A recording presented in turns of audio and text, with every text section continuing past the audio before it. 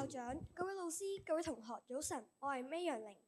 我係5D 班莫喜婷，我係5C 班郭珍珍，我係5D 班畢思樂，我係5E 班陳思欣。今年1月28日，我哋39位5年班同學同梁副校長、侯主任、廖主任及陳凱欣老師到四川姊妹學校成都市李嘉圖實驗小學交流。成都簡稱榕，我們以榕港同心非遺傳承為主題，觀看了姊妹學校為我們準備的武術串燒、村嘅身段及精彩的變臉表演。我們還表演了一首愛國主義教育主題曲《我們的家》的普通話版。祖國是我家送給好姊妹，姊妹之間更交換禮物，彼此祝福。整個過程中不僅增進了姊妹學校之間的情誼，更收穫到傳統文化深厚的內涵。第二日，我哋探訪咗成都很出名嘅錦里古街。這是一條充滿三國文化和四川傳統民族嘅古西嘅步行街。傳說中，錦里曾是西族歷史上最古老、最具有商業氣息嘅街道之一。早在秦漢、三國時期便聞名全國。之後，我哋更去咗四川省科技館，2022年成為第一批全國科普教育基地。展區包括有航天、機械人、虛擬世界、信息社會、數學等，令我哋反思到科技安全、太空安全、資源安全、數據安全及人工智能安全與生活真係息息相關。第3日，我哋去咗都江堰嘅熊貓園，嗰度係大熊貓嘅繁育基地，有專業嘅科研同飼養團隊。同香港海洋公園唔同嘅係，熊貓園採取放養模式，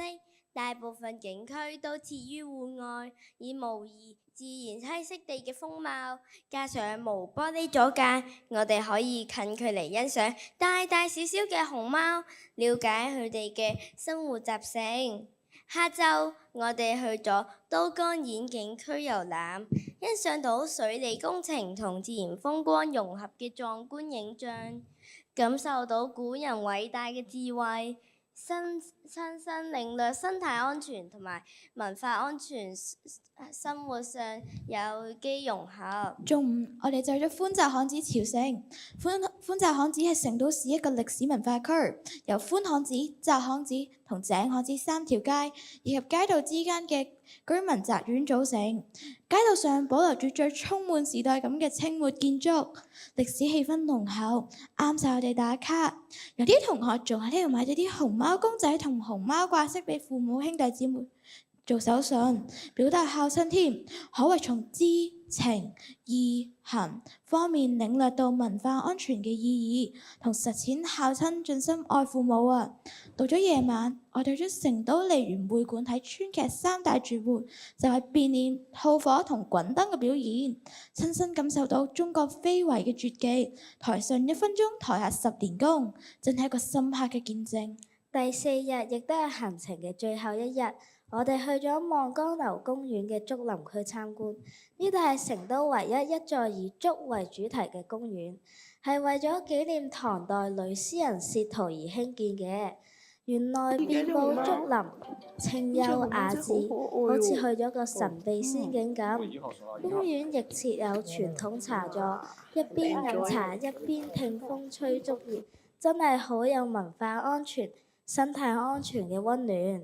也令我回想起教育局呢一張 4RS 自我照顧路線圖，真係好有 4RS 嘅感覺。跟住我哋就搭飛機返香港，呢段竹林嘅回憶就為咗呢個難忘嘅旅程畫上完美嘅句號。今次嘅四川姊妹學校交流令我們感受到非遺文化嘅魅力與中華文化嘅博大精深，更增加咗我對國家嘅歸屬感。我們更將交流嘅片段喺1月30日嘅尋福姊妹日全校分享同遊四川。